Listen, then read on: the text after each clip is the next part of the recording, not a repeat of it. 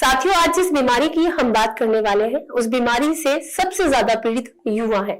जी हाँ साथियों, मैं बात कर रही हूँ सर्वाइकल पेन की, जिसे आम भाषा में गर्दन का दर्द भी कह दिया जाता है। साथियों, ये दर्द इतना भयंकर होता है कि इसे सहन करना मुश्किल हो जाता है। सर्वाइकल का दर्द गर्दन के पिछले हिस्से से होना शुरू होता है, जिसकी वजह से उठने बैठने घूमने फिरने तक में लोगों को समस्याओं का सामना करना पड़ता है। लेकिन साथियों, अब आपको घबराने की जरूरत नहीं है, क्योंकि आज के इस बेहद खास शो में हमारे साथ है डॉक्टर विनीता कंसल, जो कि फिजियोथेरेपिस्ट है। आज के शो में डॉक्टर विनीता कंसल हमें बताएंगी कि सर्वाइकल का दर्द क्या है, कैसे शुरू होता है, क्यों होता है, इस समस्या का परमानेंट इलाज क्या है और इस दर्द में क्या परहेज जरूरी है। तो चलिए साथियों, शुरू करते हैं सर्वाइकल के दर्द को मिटाने की जानकारी पाने वाला ये खास शो। डॉक्टर विनीता, इस बेहद खास शो में आपका बहुत बहुत स्वागत है। Thank you so much for having me on the show. मैं हूँ doctor Vinita Kansal, physiotherapist, director healthy living physiotherapy clinic Faridabad, x Apollo hospital. Doctor Vinita, सबसे पहले हमारे दर्शकों को ये समझाइए कि सर्वाइकल का दर्द आखिर होता क्या है और ये शरीर में क्यों पैदा होता है। सबसे पहले हमें समझना होगा सर्वाइकल स्पॉन्डिलोसिस है क्या। सर्वाइकल यानी related to the neck, spondylosis यानी डीजनरेशन या wear and tier.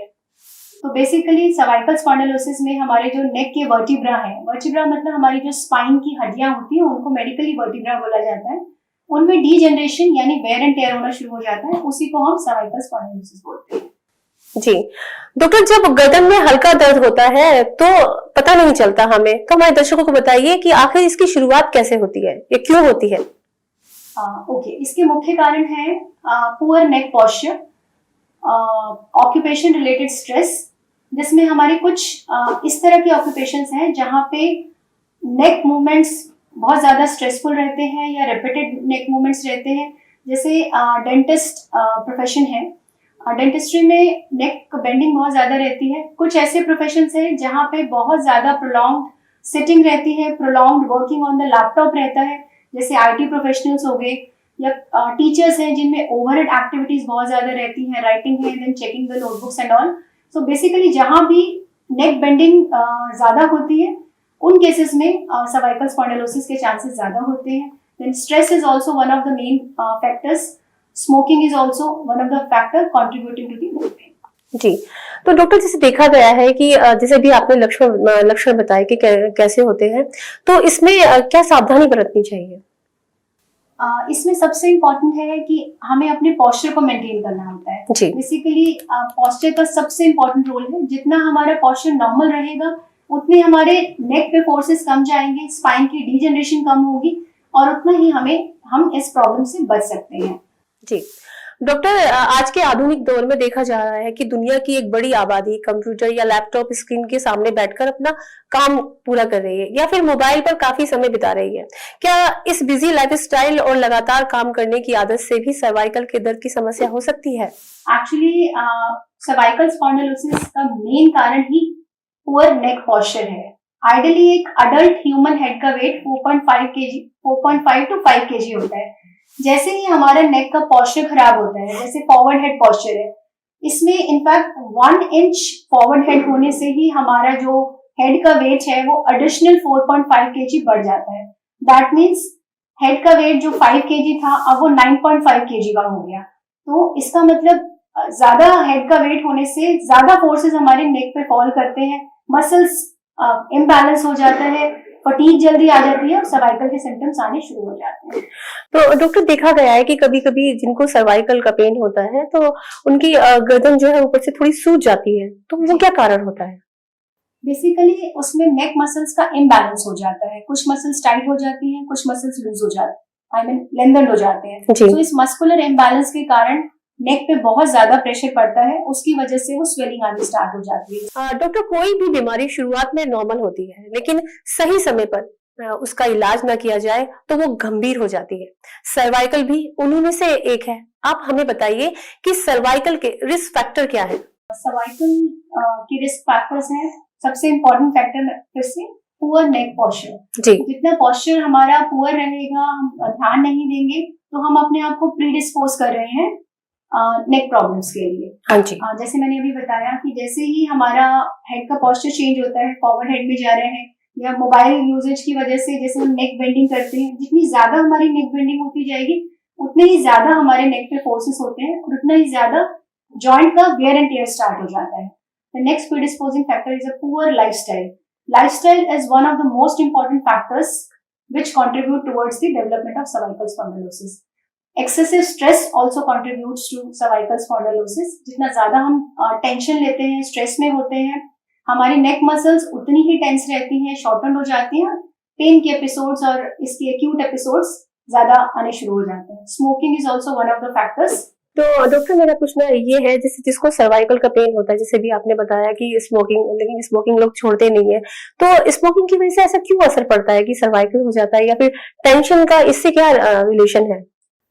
Actually smoking से हमारा स्पाइन का ब्लड सप्लाई रिड्यूस होता है। तो कोई भी एरिया जहाँ पे ब्लड सप्लाई प्रॉपर नहीं जाएगा वो अल्टीमेटली हील नहीं होगा जी। ब्लड सप्लाई पुअर होने की वजह से हीलिंग डिले हो जाती है, क्योंकि नॉर्मल वेयर एंड टेयर तो होता ही रहता है जॉइंट में, इसके साथ भी नॉर्मल रीजनरेशन होनी ही है। But because of the excessive use of gadgets हो गया, लैपटॉप हो गया, मोबाइल फोन्स हो गया, या एक्सेसिव इनकरेक्ट पॉस्चर हो गया, तो वेयर एंड टेयर तो हो रहा है लेकिन हीलिंग नहीं हो रही है। तो smoking is not the sole factor contributing primarily. It is like जो लोग स्मोक ज्यादा करते हैं उनमें हीलिंग स्लो डाउन होती है, ब्लड सप्लाई स्पाइन की रिड्यूस हो जाती है, इसके कारण वो वेयर एंड टेयर फास्ट रहता है। अच्छा, तो ये तो स्मोकिंग का हो गया। अब जैसे आपने बताया कि स्ट्रेस, तो स्ट्रेस का क्या लेन देन है इससे? Basically whenever we are stressed our neck muscles are also stressed, tensed. तो टेंशन में हमारी नेक मसल्स जो होती हैं वो शॉर्टन हो जाती है बेसिकली। उन पे ज्यादा स्ट्रेस आता है। Whenever we are relax, our face is relax, our neck is relax, shoulders are relaxed. जब हम टेंशन में होते हैं, आपने देखा होगा ब्रीदिंग भी फास्ट हो जाती है। हाँ जी, बिल्कुल ब्रीदिंग फास्ट हो जाती है, हमें हेडेक्स होने शुरू हो जाते हैं, नेक में थोड़ा सा जकड़न के लीजिए, अकड़ाव सा आना शुरू हो जाता है। बिल्कुल, इसीलिए इसका डायरेक्ट कोरिलेशन है। जब हम ज्यादा स्ट्रेस में होते हैं तो नेक पेन एंड स्टिफनेस ज्यादा आती है। डॉक्टर, ये तो हमने अच्छे से जान लिया कि सर्वाइकल में किन समस्याओं का सामना करना पड़ सकता है। अब हमारे दर्शकों को आप बताइए कि सर्वाइकल के दर्द में रोगी का क्या डाइट प्लान होना चाहिए, यानी कि इस समस्या में रोगी की डाइट और लाइफस्टाइल कितनी मायने रखती है? जी, लाइफस्टाइल का नेक पेन में बहुत इम्पोर्टेंट रोल है। आपको एक हेल्दी डाइट लेनी है, जंक फूड से आपको बचना है। जितना ज्यादा आप जंक फूड लेंगे आपको डेफिशिएंसीज होनी शुरू हो जाती हैं। तो आपको डाइट में कैल्शियम रिच डाइट लेनी है। मिल्क प्रोडक्ट्स आप ले सकते हैं, आप बनानास ले सकते हैं, आप मखानास ले सकते हैं, सोप नट्स वगैरह ले सकते हैं। हेल्दी डाइट रखना है बेसिकली आपको। एंड रिगार्डिंग द लाइफस्टाइल, आपको एक हेल्दी लाइफस्टाइल मेंटेन करना है। And by this I mean getting up early morning. कुछ टाइम अपने लिए निकालिए जिसमें आप एक्सरसाइज करिए, योगा करिए, प्राणायाम करिए। देन आप मेडिटेशन कर सकते हैं। मेडिटेशन आपके स्ट्रेस लेवल्स को लो रखेगा और आपके अंदर पॉजिटिविटी लाएगा। बेसिकली ज्यादा नेगेटिव होने से भी हम स्ट्रेस कोप अप नहीं कर पाते, जिससे हमारा चीजों की तरफ का नजरिया चेंज हो जाता है, जिसकी वजह से स्ट्रेस बियरिंग कैपेसिटी लो हो जाती है। So just by keeping a healthy lifestyle आप बहुत सारी प्रॉब्लम से, ना सिर्फ cervical, actually there are so many diseases जो स्ट्रेस बॉर्न होती है, जिनको हम साइकोसोमैटिक डिजीजेस बोलते हैं। यानी इमोशन जो है वो एक फिजिकल सिम्टम में चेंज हो जाता है। सो अच्छा है, हेल्दी लाइफस्टाइल रख के आप बहुत सारी प्रॉब्लम से बच सकते हैं। चलिए मैम, आपने लाइफस्टाइल के बारे में बता दिया कि क्या खाना चाहिए। अब हमारे दर्शकों को आप ये बताइए कि क्या नहीं खाना चाहिए जिससे आपको ये प्रॉब्लम और बढ़ सकती है। बेसिकली आपको जंक फूड अवॉइड करना है, बिकॉज जंक फूड लेने से न्यूट्रिशन बहुत पुअर जाता है बॉडी को, जिसकी वजह से ये प्रॉब्लम एग्रीवेट हो जाती है। ऐसे स्पेसिफिक फूड्स तो नहीं है, बेसिकली जंक फूड अवॉइड करना है। जी, ओके। तो डॉक्टर विनीता, सर्वाइकल पेन होने पर अक्सर लोग सोचते हैं कि काश सर्वाइकल स्पॉन्डिलोसिस का इलाज घर में मिल जाए तो बेहतर है। डॉक्टर, क्या इस समस्या से बचने के लिए कुछ घरेलू उपाय भी बता सकती हैं आप हमारे दर्शकों को?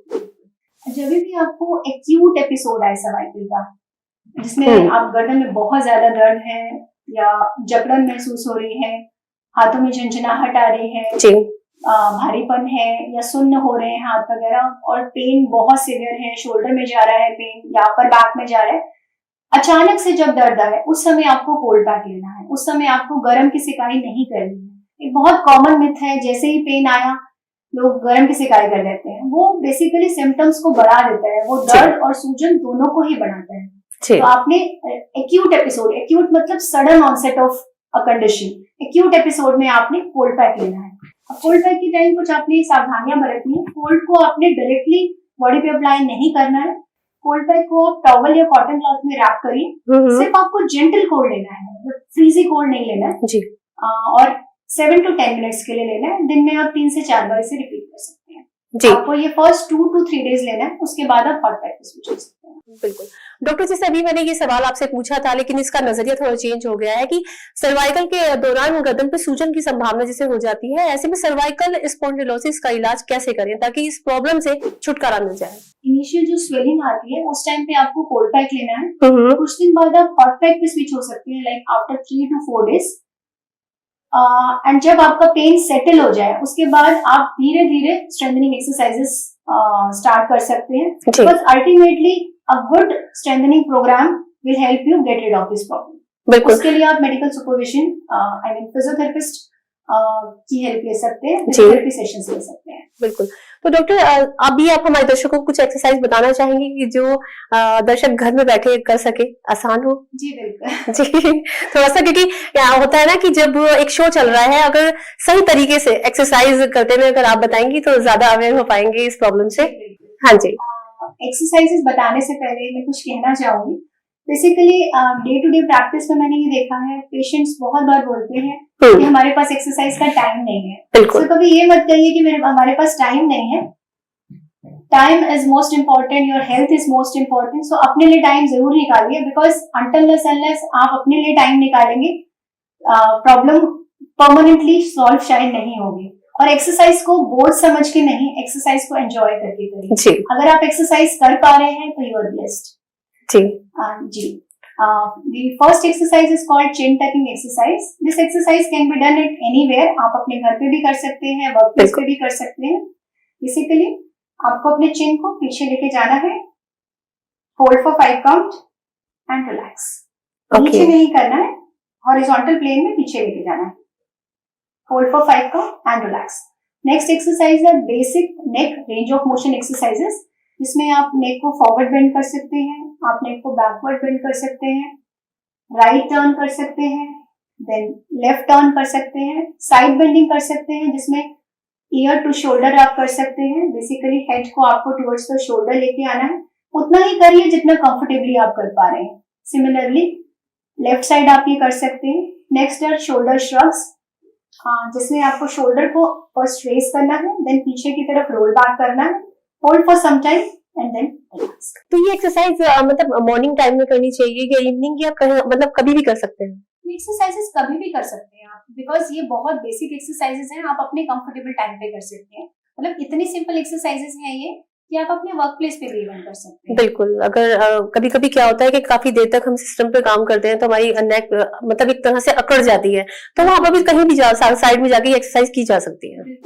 डॉक्टर, जैसा कि आपने थोड़ी देर पहले हमें बताया कि सर्वाइकल होने का एक मुख्य कारण गलत पोस्चर है, डॉक्टर हमारे दर्शकों को बताइए कि हमारे उठने बैठने का तरीका क्या होना चाहिए ताकि इस समस्या से दूरी बनी रहे। बेसिकली सबसे ज्यादा इम्पोर्टेंट है कि आप हर 20 से 30 मिनट पे अपने पोस्चर को चेंज करिए। अगर आप एक आईटी प्रोफेशनल हैं तो आप रिमाइंडर्स लगा लीजिए, आप अपने फोन में रिमाइंडर्स लगा सकते हैं। हर 20 मिनट में आप अपने चेयर से उठिए, एक राउंड लेके आइए और दोबारा आके चेयर पे बैठ जाइए। अगर प्रैक्टिकली वो पॉसिबल नहीं हो रहा है तो एटलीस्ट आप अपनी सीट से उठिए, आपका पोस्चर चेंज हो जाएगा। जो मसल थोड़ी देर में आपको शायद पेन दे दे, बिकॉज पोस्चर चेंज हो गया तो muscle will get time to relax and आप पेन में एंड अप नहीं करेंगे जी। तो फ्रीक्वेंट ब्रेक्स लेना बहुत जरूरी है। एंड सिटिंग पोस्चर आपका ऐसा होना चाहिए कि आपकी बैक सपोर्टेड रहे। Many of the computer professionals वो चेयर पे आगे आके वर्क करते हैं, their hands are straight, their back is not relaxed. तो अपनी चेयर को अपने टेबल के पास रखिए, आपके फुट सपोर्टेड होने चाहिए। आपका जो like suppose table is there, आपका हैंड्स रिलैक्स होना चाहिए। Arm and forearm angle should be around 100 to 110 degrees. आपकी बैक सपोर्टेड होना चाहिए। आप पीछे एक लंबार सपोर्ट लगा सकते हैं, नहीं तो कुशन लगा सकते हैं। And then you will be close to the table. Then relaxly आप वर्क कर सकते हैं। अनसपोर्टेड नहीं बैठना है। Basically many people they come forward, the arms are straight, then they shrug their shoulders, वो नहीं करना है बिकॉज उससे मसल्स बहुत जल्दी थक जाते हैं and you will get pain very very soon. Doctor, क्या सर्वाइकल की समस्या को योग से भी दूर किया जा सकता है? और इस समस्या में सबसे कारगर एक्सरसाइज कौन सी है जो सीधा गर्दन के दर्द को प्रभावित करती है? क्या योग से गर्दन के दर्द को जड़ से खत्म किया जा सकता है? योगा का सर्वाइकल स्पॉन्डिलोसिस की ट्रीटमेंट में योगदान है, लेकिन एक्यूट फेज में जब आपको बहुत ज्यादा दर्द है उस समय आपने योगा नहीं करना है। उस समय इनफैक्ट आपको किसी भी फॉर्म ऑफ एक्सरसाइज नहीं करना है। एक्यूट फेज मतलब सडन ऑनसेट ऑफ पेन। जब ज्यादा पेन है इट इंडिकेट्स कि अंदर टिश्यूज में पेन है, सूजन है। उस समय अगर आप किसी भी फॉर्म ऑफ एक्सरसाइज करेंगे तो वो पेन और इन्फ्लेमेशन को एग्रीवेट करेगा और आपकी कंडीशन को फर्दर डिटीरियोरेट करेगा। उस समय आपने रेस्ट लेना है। Then again yoga is basically generalised exercises. जब भी आप कोई पर्टिकुलर मेडिकल कंडीशन फेस कर रहे हैं उस समय आई एडवाइस कि आप फिजियोथेरेपी गाइडेंस के अंडर एक्सरसाइजेस करिए। खुद से खाली यूट्यूब देख के एक्सरसाइज मत करिए या जनरलाइज्ड योगा देख के एक्सरसाइज मत करिए, बिकॉज हो सकता है आप 10 एक्सरसाइज कर रहे हो, उसमें से अगर आपने 9 ठीक करी, एक भी गलत कर दी तो वो आपकी कंडीशन को वर्सन कर देगा। इसलिए मेडिकल सुपरविजन, फिजियोथेरेपी गाइडेंस बहुत जरूरी है। डॉक्टर, अक्सर देखा गया है कि सर्वाइकल के दर्द से पीड़ित रोगी को रात में सोने में काफी समस्या होती है। ऐसी स्थिति में रोगी को आप क्या हिदायत देना चाहेंगे कि रोगी को गर्दन दर्द की समस्या में आसानी से नींद आ सके? अक्सर देखा गया है कि जिन पेशेंट्स में नेक पेन या बैक पेन होता है उनकी नींद बहुत ज्यादा डिस्टर्ब होती है। तो बेसिकली आपको अपने पोस्चर का ध्यान रखना है जब आप सो रहे हैं। एक कॉमन मिथ है कि जिनको गर्दन में दर्द है उनको पिलो नहीं यूज करना है। सबसे पहले तो मैं बोलना चाहूंगी इट्स अ मिथ। आपको पिलो यूज करना है और करेक्ट हाइट का पिलो होना बहुत जरूरी है। पिलो की हाइट इतनी होनी चाहिए कि आपका नेक और आपकी बॉडी एक स्ट्रेट लाइन में आए। अगर पिलो बहुत ज्यादा ऊंचा होगा उससे भी नेक पेन आने के चांसेस रहते हैं जी। स्पाइन का पोस्चर ठीक नहीं रहेगा। पिलो अगर बहुत पतला है तो वो भी एडवाइजेबल नहीं है। आप अपना नॉर्मल हाइट का पिलो यूज करिए जिससे कि सोते टाइम आपका नेक और बॉडी एक ही लाइन में आए। तो सोने के लिए बेसिकली जिस साइड आपको पेन है नेक में, सपोज राइट साइड पेन है तो आपको राइट करवट लेके नहीं सोना है, आपको सीधा सोना है या तो लेफ्ट करवट लेके सोना है। आप लेग्स बेंड कर सकते हैं, लेग्स के बीच में एक पिलो लगा सकते हैं। आपको उल्टा नहीं सोना है। Sleeping on your belly is the worst position if you are facing from neck pain. So उल्टा नहीं सोना है, सीधा आप सो सकते हैं, लेकिन पिलो की हाइट करेक्ट होनी चाहिए। डू नॉट यूज 2 pillows और a very thick pillow and do not sleep on the side which is painful. Sleep on the other side. मतलब जिसे कहते हैं लोग कि मतलब तकिया नहीं लगाना चाहिए, पिलो नहीं लगाना चाहिए, ये एक मिथ है। ओके, तो जैसे मैम क्या होता है ना कि कहते हैं ना कि गर्दन का जो पोजीशन है उसमें गैप नहीं होना चाहिए, तो उस गैप को फिल करने के लिए मतलब जो पिलो है वो बहुत सॉफ्ट यूज करें। Pillow should be firm basically, not too soft, not too hard, it should be firm. तो लगा सकते हैं, पिलो लगाना है इनफैक्ट। देखिए अगर आप पिलो नहीं लगा रहे, suppose I am sleeping, I am not using a pillow and I am sleeping straight, मेरा हेड पीछे की तरफ जाएगा। सिमिलरली जब अगर हम साइड पे सो रहे हैं, आप देखिए अगर पिलो नहीं लगाएंगे और आप साइड पे सो रहे हैं तो आपका हेड नीचे की तरफ फॉल करेगा। अच्छा, तो एक तरफ की मसल्स शॉर्टन हो जाएंगी और एक तरफ की मसल्स लेंथन हो जाएंगी। जब भी आप जैसे सपोज साइड लाइन में सो रहे हैं तो पिलो की हाइट ऐसी होनी चाहिए कि आपका नेक और body it's in a straight line. Okay, मतलब ये बहुत बड़ा सवाल है कि लोग जिनको भी मतलब सर्वाइकल पेन होता है वो तकिया लगाना बिल्कुल छोड़ देते हैं, पिलो का यूज करना बंद कर देते हैं। ये बहुत पेशेंट्स में हमने देखा है व्हेन वी आस्क देम से कि हम तो पिलो यूज ही नहीं कर रहे। बिल्कुल, तो it's a myth actually. Okay, not using pillow may aggravate your condition. Doctor, अक्सर लोगों को सर्वाइकल पेन की परेशानी हो जाए तो ये कितने समय तक रहती है? और साथ साथ ये भी बताइए कि इस समस्या में फिजियोथेरेपी कितना असरदार है? क्या फिजियोथेरेपी से इस समस्या का परमानेंट इलाज हो सकता है? ये आप हमारे दर्शकों को बताइए। जी, बेसिकली सर्वाइकल स्पॉन्डिलोसिस अगर एक बार हो गया तो it's a progressive condition, regeneration time to time होगी ही होगी। अभी हम पे डिपेंड करता है कि आप एक्सरसाइजेस के थ्रू या जो भी आप ट्रीटमेंट ले रहे हैं उसके थ्रू उसके प्रोग्रेशन को कैसे रोकते हैं जी। सिवियरिटी ऑफ सिम्टम्स पे भी डिपेंड करता है। अगर सिम्टम्स की सिवियरिटी बहुत हाई है तो एपिसोड उसका लंबा चल सकता है। किसी के लिए वो 2 दिन हो सकता है, किसी के लिए वो 2 महीने भी हो सकता है जी। Now coming to the physiotherapy, basically physiotherapy या भौतिक चिकित्सा जो है ये मेडिकल फील्ड का बहुत ही इम्पोर्टेंट ब्रांच है, जिसका रोल है injury prevention and restoration of movement and function. Physiotherapy का इस कंडीशन के कॉन्टेक्स्ट में अगर मैं बोलूं तो 2 ब्रॉड एरियाज में हम डिवाइड कर सकते हैं, preventive role and therapeutic role. Preventive role यानी प्रिवेंशन ऑफ द प्रॉब्लम, इसमें हम पेशेंट्स को प्रॉपरली एजुकेट करते हैं कंडीशन के बारे में, डूज एंड डोंट्स बताते हैं उन्हें क्या करना है क्या नहीं करना, किस तरह से उनको अपना पॉस्चर रखना है, क्या क्या रॉन्ग पॉस्चर्स हैं, कैसे उनको सोना है, क्या सेटिंग पॉस्चर्स हैं, कैसे मोबाइल यूज करना है, कैसे लैपटॉप यूज करना है, वो सारी चीजों की जानकारी दी जाती है। तो प्रिवेंशन से क्या होगा, बेसिकली अगर प्रॉपरली पेशेंट्स प्रिकॉशन फॉलो कर लेंगे तो वो प्रॉब्लम आगे बढ़ेगी नहीं, या फिर उसका जो प्रोग्रेशन है वो बहुत स्लो डाउन हो जाएगा। तो प्रिवेंशन आई विल से कि it is more important than treatment part. Next is coming to the treatment part. Physiotherapy में बहुत सारी मशीन्स हम यूज करते हैं, मोडालिटीज, इलेक्ट्रॉनिक मोडालिटीज बोलते हैं, जो पेन रिलीफ में हेल्प करती हैं, पेन को रिड्यूस करती है, इन्फ्लेमेशन को डाउन करती है। सो एंड बहुत सारे हम मैनुअल टेक्निक्स भी यूज करते हैं। So initially when the patient comes to us in acute episode of pain, we start with pain management. उसमें पेशेंट का दर्द, सूजन कम किया जाता है। एक बार दर्द और सूजन कम हो जाते हैं, उसके बाद हम पेशेंट को एक्सरसाइजेस प्रोग्राम पे लेते हैं, and with a good strengthening exercise programme patients I can say कि get rid of the problem. We basically problem को हम क्योर करके दे देते हैं, बट उसके बाद पेशेंट को मेंटेन खुद से करना होता है, and that through with a regular good exercise training programme. जी डॉक्टर, एक सवाल मेरा था जो काफी लोगों का सवाल है ये, जैसे हम फिजियोथेरेपिस्ट कहीं भी जाते हैं किसी डॉक्टर के पास तो वो हमें टेंस देते हैं, है ना, और कुछ इलेक्ट्रॉनिक चीजें होती हैं जिसमें अल्ट्रासाउंड होता है। तो अल्ट्रासाउंड कभी कभी क्या होता है, किसी जगह पर अल्ट्रासाउंड की मशीन प्रोवाइड नहीं होती, तो उसमें क्या पेशेंट का पूरा कोर्स मतलब इनकम्प्लीट रहता है विदाउट अल्ट्रासाउंड? ऐसे नहीं है। बेसिकली जैसे एक डॉक्टर के पास बहुत सारा स्पेक्ट्रम ऑफ मेडिकेशंस होता है, उसमें से आप कुछ मेडिसिन सेलेक्ट कर सकते हैं। सिमिलरली फिजियोथेरेपी में बहुत सारा टेक्निक्स होता है, बहुत सारा वेज होता है जिससे हम पेन रिलीफ कर सकते हैं। Ultrasonic is just one form of treatment which is used for pain relief. बहुत सारे ऐसे कंडीशंस हैं like patients on pacemaker, pregnant females and many other conditions, या अगर इम्प्लांट डला हुआ है वहां हम वैसे भी अल्ट्रासोनिक मशीन नहीं यूज कर सकते। So in those cases we select the other ways to treat the problem. Doctor Meeta Kansal ji, ये बताइए कि जिन लोगों को सर्वाइकल का दर्द है वो लोग किन गलतियों को बिल्कुल न दोहराए, यानी इस समस्या में जरूरी परहेज क्या है आपकी साइड से?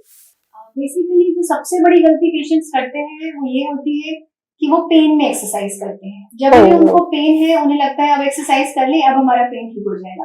तो सबसे बड़ा मिस्टेक तो यही है। Second mistake is pain start होते ही वो हॉट पैक ले लेते हैं। जी ऑलरेडी स्वेलिंग होती है टिश्यूज में, वो स्वेलिंग एग्रीवेट हो जाती है। तो जब भी आपको अचानक से दर्द आए या बहुत सीवियर पेन है, उस समय प्लीज हॉट मत लीजिए, उस समय आप कोल्ड पैक लीजिए। सपोज आपको कोल्ड पैक नहीं सूट करता है, साइनस का प्रॉब्लम है, तो कोल्ड पैक को एक और टॉवल एक्स्ट्रा लेयर में रैप कर सकते हैं। आप टाइम ड्यूरेशन कम कर सकते हैं, जैसे मैंने आपको बताया अराउंड 7 to 10 मिनट्स लेना है, तो आप 2 to 3 मिनट्स ले लीजिए, उसकी इंटेंसिटी कम कर लीजिए। फिर भी सूट नहीं करता बिकॉज एल्डरली पेशेंट है, कई बार विंटर का सीजन है, पीक विंटर्स चल रहे हैं, उस समय पेशेंट रेडी ही नहीं होते कोल्ड पैक लेने के लिए, उस समय फिर आप एटलीस्ट कोल्ड नहीं लेना तो एटलीस्ट हीट मत लीजिए, उस समय आप कोई भी पेन रिलीविंग ऑइंटमेंट लगा सकते हैं। Next important thing is awareness of the posture. अगर आप पॉस्चर अवेयरनेस नहीं रखेंगे, आप कुछ भी कर लीजिए, आपका पेन बार बार एंड अप करेगा। आप चाहे मेडिकेशन लीजिए, फिजियोथेरेपी ट्रीटमेंट्स लीजिए, कुछ भी लीजिए, पेन सेटल होगा लेकिन पेन फिर से आ जाएगा। Next important thing, physiotherapy sessions में जो आपके फिजियोथेरेपिस्ट ने जो एक्सरसाइज बताई गई है उसको आप कंटिन्यू रखिए। हमेशा कहा जाता है, पेशेंट को एडवाइस किया जाता है कि इन एक्सरसाइजेस को आपने कंटिन्यू रखना है, क्योंकि स्ट्रेसफुल सिचुएशन तो वही एग्जिस्ट कर रही है, लैपटॉप वर्क आपका वही एग्जिस्ट कर रहा है, फोन यूजेज वही एग्जिस्ट कर रहा है। सो जस्ट फ्यू सेशंस लेने से या 2-4 दिन एक्सरसाइज कर लेने से आपका पेन परमानेंटली नहीं जाएगा। जी तो इसलिए एक्सरसाइजेस जैसे भी आपको एडवाइस करी गई है, आप प्लीज उनको कंटिन्यू रखिए एंड एक्सरसाइज को एंजॉय करके करिए, उसे बोझ समझ के करिए। डॉक्टर, मेरा सवाल ये था कि जैसे काफी पुराना सर्वाइकल हो जाता है और गैप कहते हैं कि ज्यादा आ जाता है, तो उसमें क्या ऑपरेशन की जरूरत पड़ती है या फिर वो मतलब एक्सरसाइज या फिर जैसे आपने बताए हैं बहुत सारे घरेलू उपचार उनको करने से ही ठीक किया जा सकता है? जी, सर्जरी बहुत ही रेयर केसेस में रिक्वायर्ड होती है। मैक्सिमम केसेस में कंजर्वेटिवली ही सर्वाइकल की कंडीशन को मैनेज किया जा सकता है। जी मेडिकेशंस सबसे पहले तो एक हेल्दी लाइफस्टाइल मेंटेन करके, जी then regular exercise programme under physiotherapy guidance, medication part if it is required, the severity of pain is too high, so medication part के through surgery is rarely indicated. Okay doctor, आपकी तरफ से हमारे दर्शकों के लिए क्या सुझाव होगा आखिरी में? मैं सभी दर्शकों को कहना चाहूंगी कि एक हेल्दी लाइफस्टाइल मेंटेन करिए, थोड़ा सा जल्दी उठिए मॉर्निंग में, रेगुलर एक्सरसाइज करिए, अपने लिए टाइम निकालिए, ब्रीदिंग एक्सरसाइजेस करिए, प्राणायाम करिए, मेडिटेशन करिए. Meditation and pranayama will keep your stress levels low, which will give you more positivity and a positive outlook towards life. And the most important, अपने posture का ध्यान रखिए, एक्सरसाइज को enjoy करिए. Exercise एक ब्लेसिंग है, उसको एंजॉय करिए.